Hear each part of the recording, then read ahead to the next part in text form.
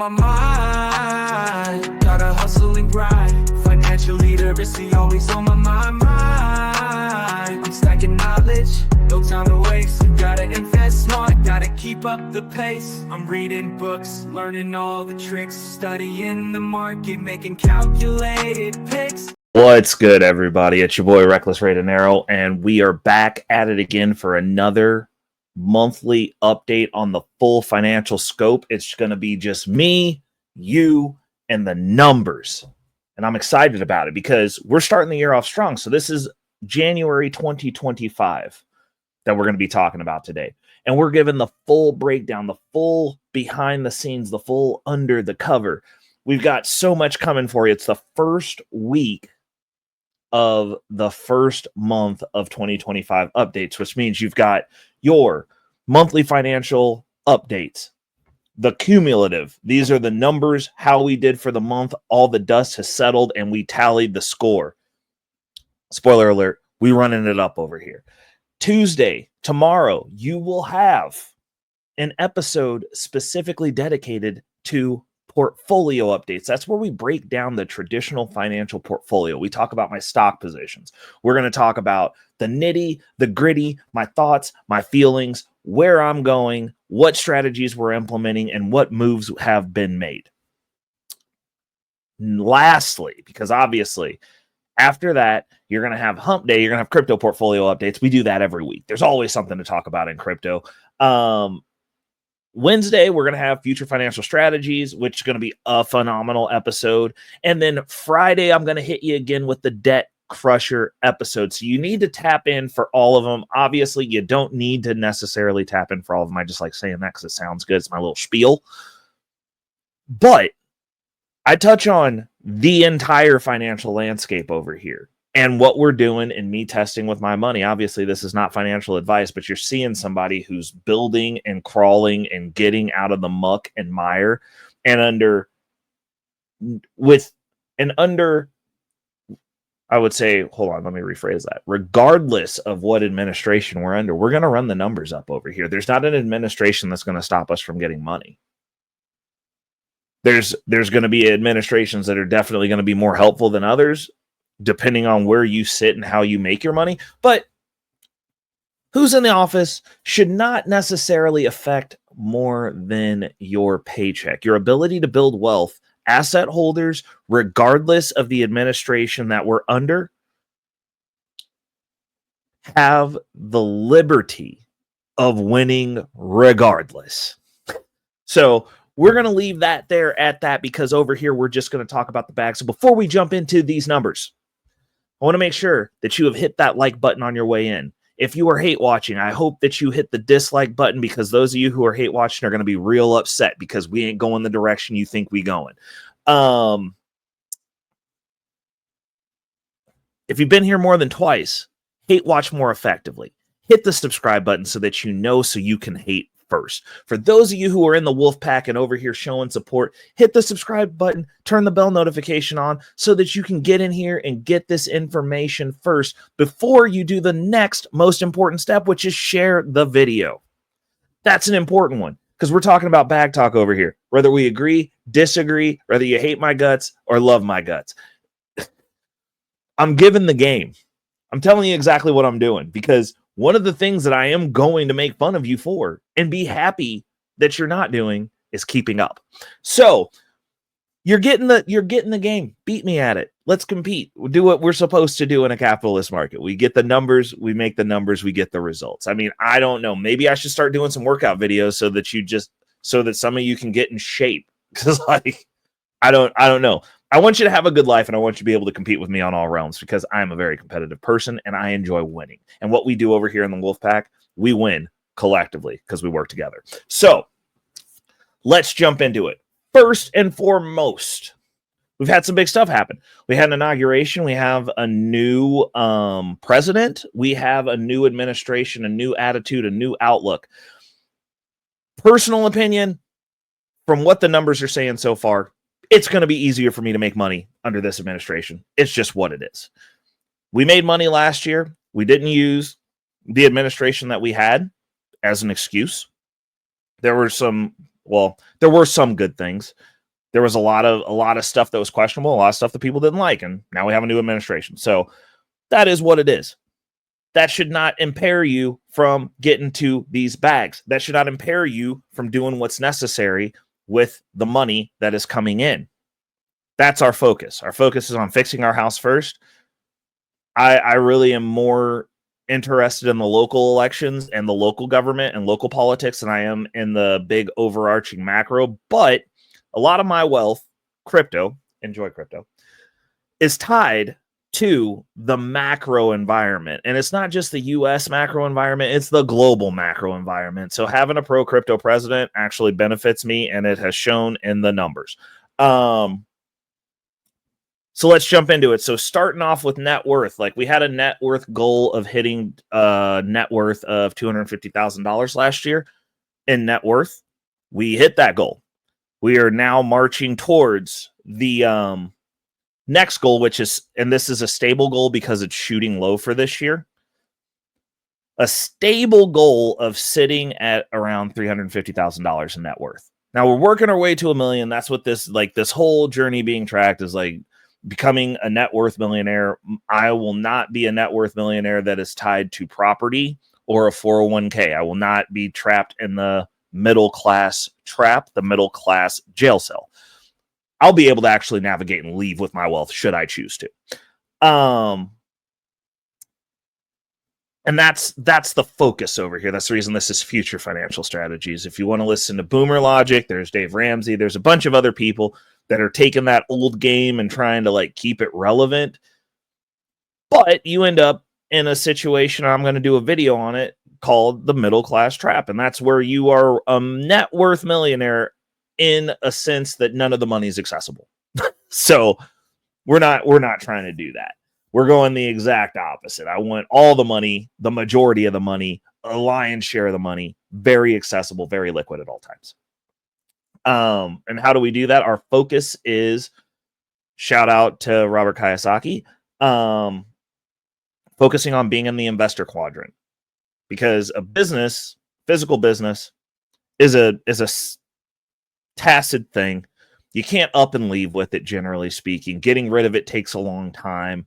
Cashing out of it takes a long time. It is great for income generation, but again, you're trapped with said business. Like you can't navigate or move as you want. Like you can't just leave if the business is built as you as a linchpin in it.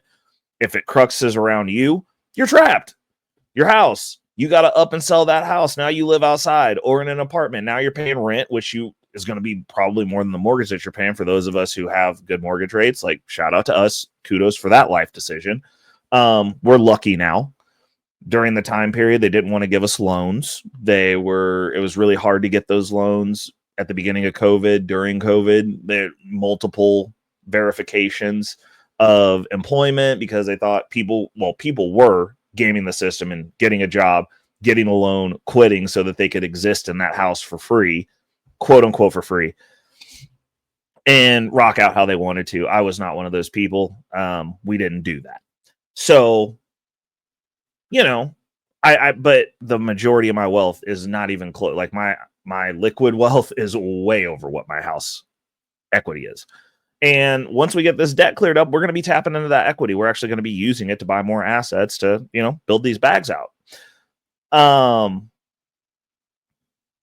But we had an increase in the month of January, numbers again for net worth, an increase of $15,660.40 in the net worth. So that's a good month. And we're going to keep building on that momentum. It's going to be a momentous year. Like this year is going to be a momentous year. Next year, we're going to have some momentous year.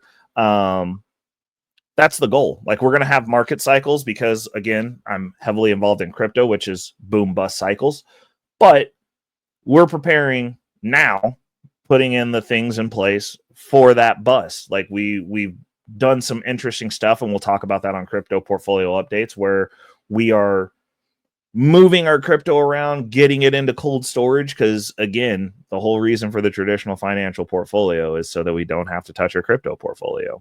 It's just buffer system. You got multiple layers to go through before you're broke. I don't believe in just having one pool of assets and you're just eating off that and hoping that the market gods favor you and the animal spirits don't get to you and you can, eke out an existence that's comfortable until you expire. We're trying to make sure that we're getting paid darn near indefinitely forever. We're setting standards over here, doing stuff a little bit different, but that is a win. Increase of $15,660 in net worth over the month of January. Not too bad of a start to the year of 2025. Savings percent is going to be the next one that we talk about, because know how we are over here. We're always looking to save around 40% of our income. Now, we are in turtle mode for tax reasons, so we are on the upper echelon of that. We went down to a low. We were about 41% over our 40% threshold. Shout out to the people over at the FIRE movement. I mean, obviously, I'm not necessarily looking to retire early. I'm going to be taking a vacation, though. I will be taking a vacation before I figure out what I want to do, or if I want to continue doing exactly what I'm doing. But I'm going to take 12 months off. I'm going to go wander around, find myself, as they say in the love movies where Stella gets her groove back, and rest my body. Like, probably going to take a healing vacation. I'm going to take a year, and I'm really going to focus on just getting some stuff done to like get my joints back in order. You know what I'm saying? Like, we're going to be adding in some alternative therapies besides going to the doctor, because like Western medicine really isn't about healing anything. It's about making you subsist or exist on a pay to live fee schedule, because we have a for-profit medical system. And as ardent of a capitalist as I am, I do not believe that everything should be for profit. Education, mental health, and medical should not be for profit, because if you have a for-profit medical system, by definition, you need sick people, and you need them to be sick indefinitely. You need the fee schedule so that you're constantly getting the money. Mental health, you need mentally unstable people. Everything has a pill. You need people to be mentally unfit in order for that system to continue. So I don't agree with those things. Like, believe it or not, you can be an ardent capitalist and understand by definition of the space that certain things don't fit. Capitalism is a tool. You ain't got to like it. The reality is, this is the world that we exist in. You should be good at that game before you start advocating for other ones. So nobody wants to hear a brokey talk about how stuff should be sorted when you can't sort your house or clean your room. So the savings percentage this month was 61.23%. Killing it. How so? Well, at least 90% of our dividends are getting reinvested into assets or more dividend producing assets. It's awesome. It's a really great loop that we've got going. And then whatever little extra that we have, we're kicking in to kind of like build out those portfolios. We're going into month 2. We'll see what the dividends look like this month. Experiencing some volatility in the crypto market, which is good. Got to have dips and bounces. So that works. As long as these underlying assets stay volatile, I'm here for it. But 61%, well, that's on the upper end. I mean, if we can get to 70, like if I could like exist and save 70% of my money, like, that'd be pretty cool too.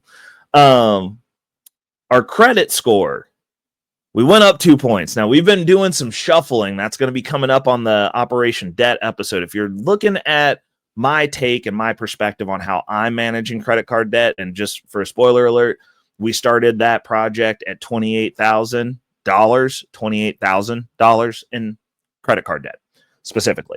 And I break that down, and it's credit card medical debt, but like I'm breaking it down how I'm paying it back and why we are going that route versus taking our assets and liquidating assets to pay off the debt to get that percentage back.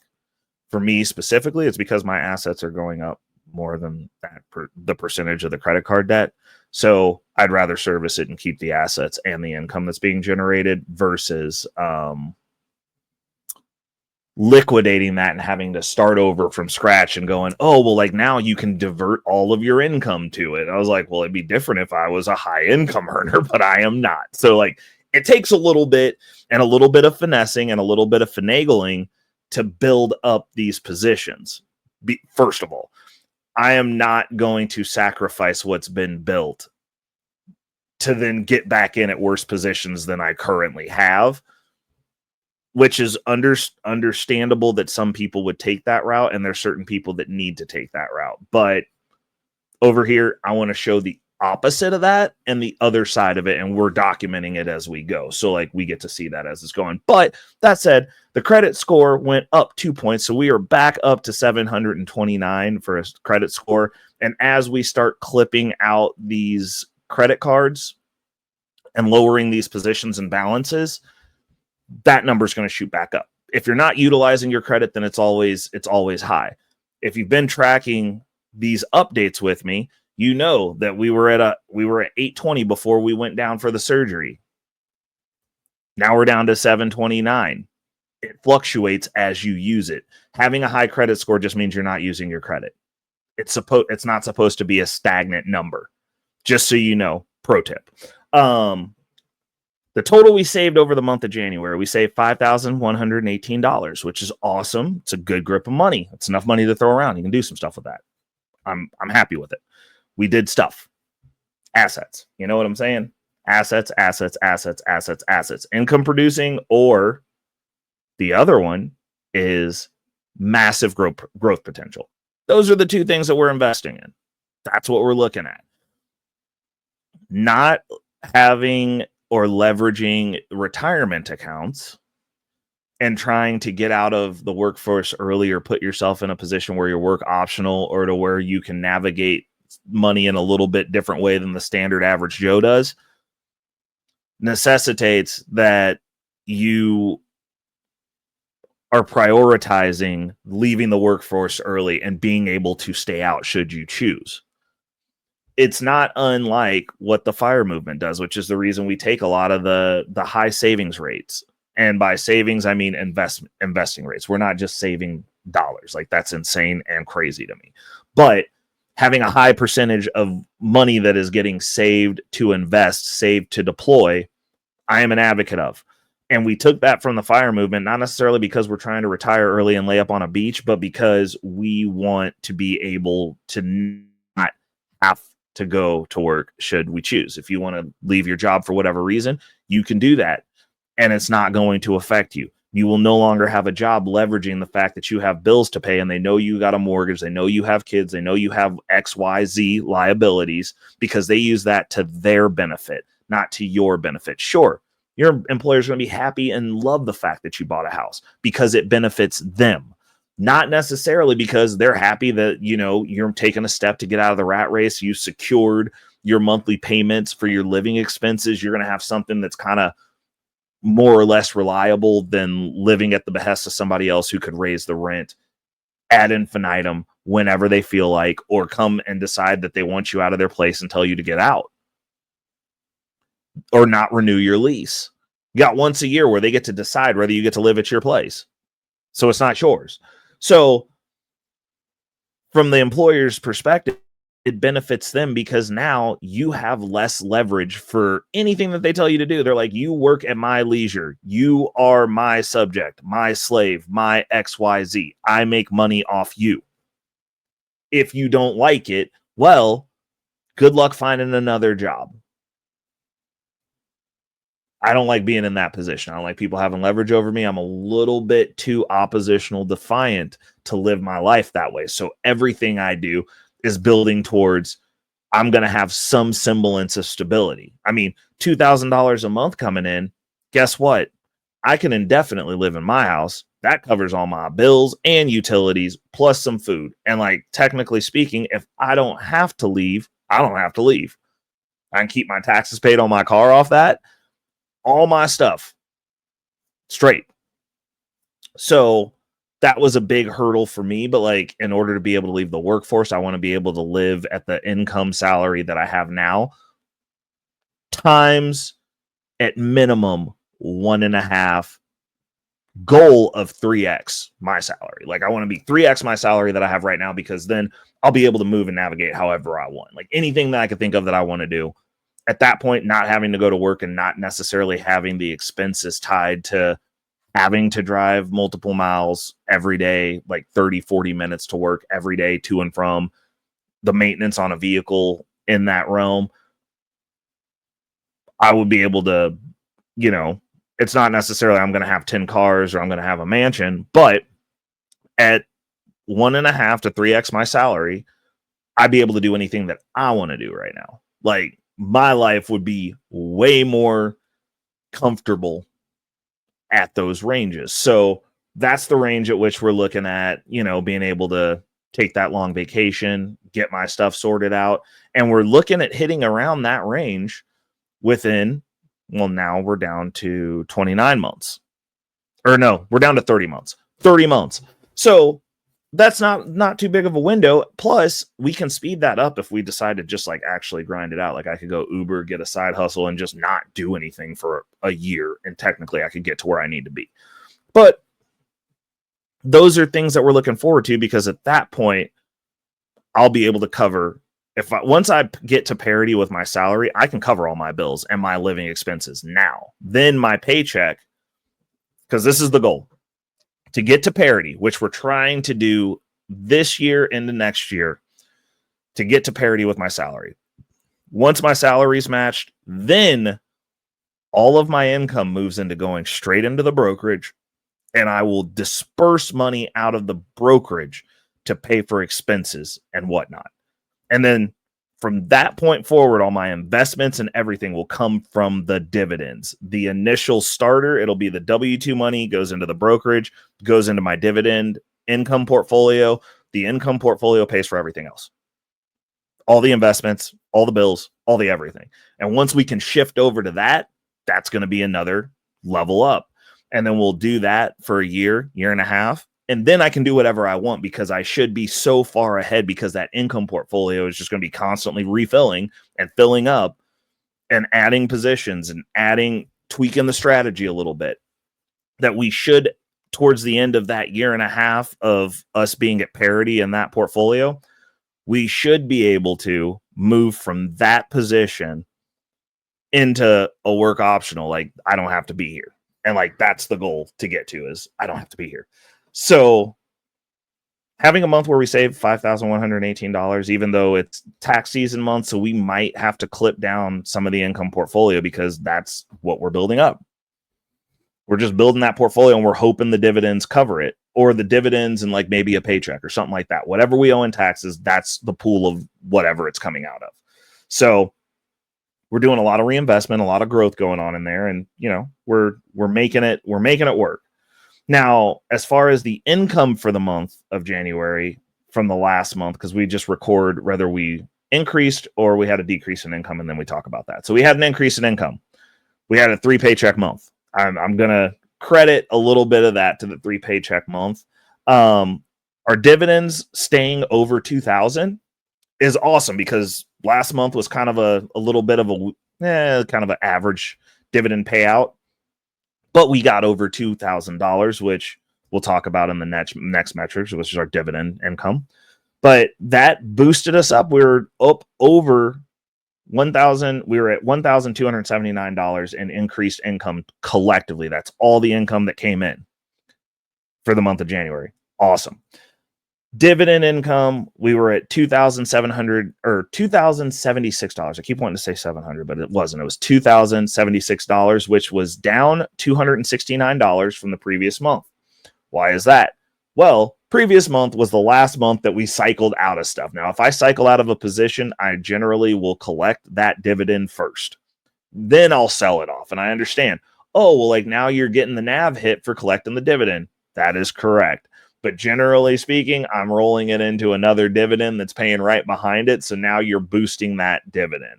I mean, it's worked for me so far every time I've done it. That's the way that I sell my dividend positions off now. It just is what it is. But yeah, so keeping it over 2,000 last month was kind of a little bit of a weaker pair for our primary, which is Misty. Basically, however Misty does, that's how the dividends are coming out looking. Granted, we do have our secondary position. We're almost at our 100 shares. We're doing Maro, which is a high yield ETF based off of Marathon Digital, which is another crypto related position following the narrative. We're almost at 100 shares. Once that gets to 100 shares, we can start manually redistributing that. I'm excited about it. I was kind of hoping over this window of time we get at least 2 positions, because then I would have payments coming in 2 more weeks, which would be 3 weeks of payments that would be usable once we come out the other side of this to furnish and foster more debt payments. And it's kind of, even though the portfolio is very heavily weighted with Misty, we're using a chunk of that Misty payment dividend to fund the other positions. So like, we're getting there. We're just not quite there yet. We'll probably, once we get to that 100 shares, we'll be using Marathon Digital to work the next position that we're going to do up to 100 shares. And we'll just be taking the full payment of the Marathon position and using that to build out the next position. And we'll just pull a little bit off the Misty to kind of sprinkle about and disperse within the portfolio for some reinvestment. And everything else off of the Misty payment will just be going to knock out debt, which will be nice. And so, like, generally speaking, before we got to the point where we're at now, where we're just kind of turtle mode with everything, we were taking that Misty payment, and even after we did the reinvestments and the disbursements and the allocation, we still had like $1,200 to $1,500 kicked out of the portfolio to just pay debt. Now that we're basically getting the lion's share of $2,000 from Misty, we're still going to be in that range. It should have crept up a little bit, so we might be a couple of $100 up by the time this is all said and done. Hopefully, if things go well and we get some really good reinvestments and some really good buys on some of these Misty dips, we'll come out of this, and in March, when we start kicking the money back out again, or I guess April, when we start kicking the money back out again, it'll be, maybe $1,500 to $2,000 that we're using to knock out debt. And then it's just like, this is just a matter of time to get this taken care of, plus us dumping our checks using the velocity banking strategy. It's going to get bonkers. But that's our dividends. So last but not least, we've got our DeFi income, which I've added to this list. We had just under $1,400. It was $1,395. It was a big month. We're really consolidating our crypto portfolio, really focusing in on the income, so that way we can use the income to purchase our crypto positions. Because now that we're gone into turtle mode, we kind of, after we hit $100,000 in Bitcoin, after we hit that mark, that was my demarcation point to where, like, the crypto portfolio, whatever it is, we're gonna tweak and do what we need to with that as needed, but it needs to self-fund. And so, like, that's a good month. Like, that's a lot of money going back into crypto, and I'm here for it and fine about it. Those are the numbers. As I said, the hate watchers kind of sucks for you guys, because we're going in the right direction and you get to see me continue to win. Kind of sucks, I know. But plus side, I'm giving you the game. Watch the Future Financial Strategies episodes and, like, fix your finances. Like, at least do that, so that way I don't have to call you a brokey. Like, fix the one thing, like maybe do some push-ups and sit-ups, so I don't have to tell you you're dysgenic. Like, it's cool. So until next month, when we're going to figure out, because, like, we're actively into February now, so the decisions that we make financially on all of these bag fortification Fridays, or whatever day it is that you get paid so that you can fortify your bag, those decisions at the end of the month, we're going to be tallying them up, and we're going to see how we did. So until the next month, people, this is your boy Reckless Raidinero. I want to make sure that you guys hit that like button, that dislike button if you disliked it. Make sure that you're subscribed if you've been here more than 2 times.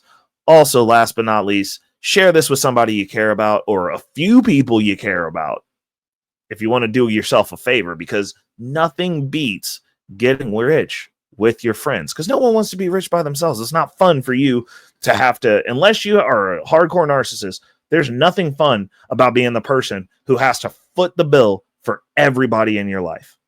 You should be trying to get people into a position to where you guys are at parity and you guys can add value to each other. Because here's the interesting thing about finance.